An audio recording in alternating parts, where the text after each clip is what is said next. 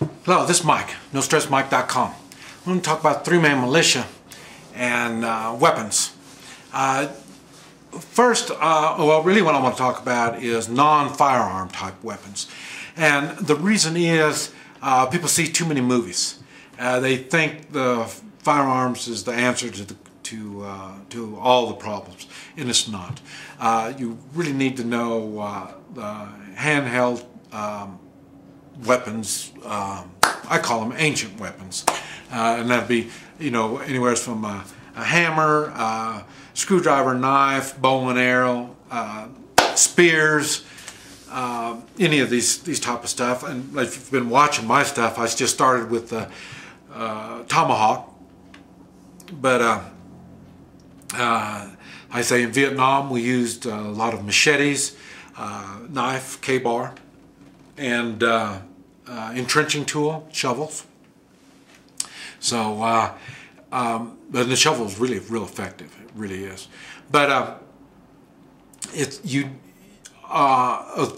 militias need to know how to use all of these weapons, and that includes crossbow, bow and arrows, this type of stuff. The reason is the more options you have, the better it is. That's the first thing. And the second thing is, as you learn how to use ancient weapons, your confidence level will improve, because you're learning how to do self-defense more. Because those are best, those are looking somebody in the eye type weapons, and other than the bow and arrow and this type of stuff. But most of them are close-up stuff. So it helps build confidence. And it's nice to know that you have other weapons you can use in case you have weapon problems, and you do get weapon problems. That's why, or firearm problems. You hear me bitching and stuff about all the different kinds of weapons, firearms, and that's because a lot of them won't take getting blown up and shot and this type of stuff. Because in combat, that type of stuff happens to your firearms. They get blown up a lot. Get blown up, they get shot, they're abused a lot, and then you run out of ammo. The good thing about a knife, tomahawk, and a machete, entrenching tool, they never run out of ammo. So that's why you need to learn how this stuff works. It's good. You don't necessarily have to be like what I call, you don't have to master that particular tool. But you do need to have some understanding on how this tool works, because this tool might be used on you.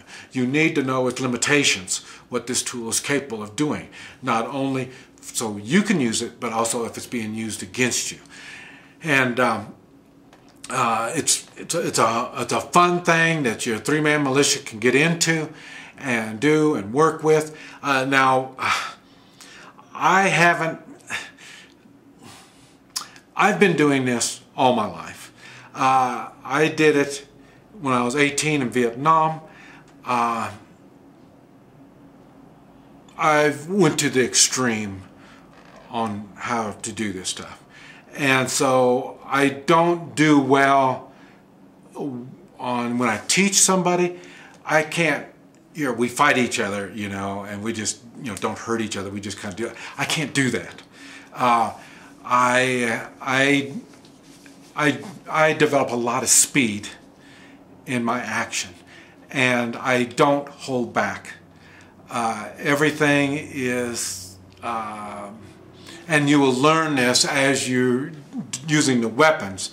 When you want to hit, you don't hit here, you hit here. See, if you hit here, you're going to pull your punch. So that's why you hit further than what it is. So you use it in all your weapons, even your knife. You just don't stab somebody, you stab somebody.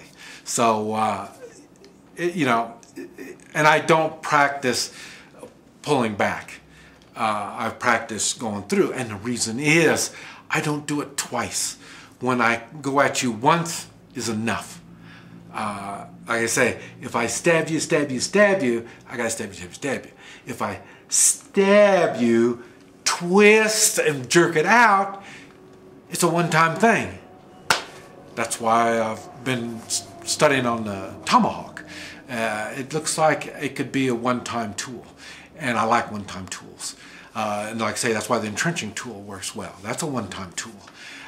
You can, if done right, it'll do the job with one whack.